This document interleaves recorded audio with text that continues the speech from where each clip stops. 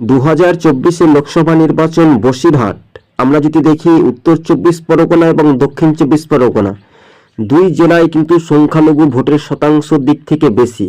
গতকাল বিজেপির নেতা অর্থাৎ শুভেন্দু অধিকারী শাসক দল তৃণমূলকে তীব্র কটাক্ষ করেছেন, কিন্তু আজকে যে বুথ ফেরত সমীক্ষা বলছে তৃণমূল প্রার্থী অনেকটাই পিছিয়ে থাকতে পারে, কেননা সংখ্যালঘু ভোটের ওপর কিন্তু একটা নির্ভরশীল করবে।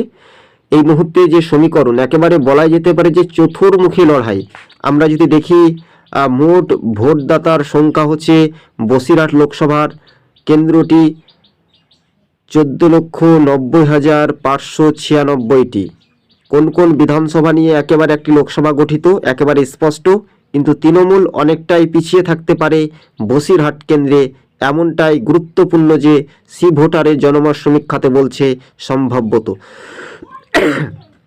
প্রথমে চলে আসবো বাদুরিয়া বিধানসভা, এটি খুব গুরুত্বপূর্ণ, এবং হাড়ুয়া, মিনাখা, সন্দেশখালী, বসিরহাট দক্ষিণ, বসিরহাট উত্তর, হিঙ্গলগঞ্জ, এই 7টি বিধানসভা নিয়ে একটি লোকসভা গঠিত।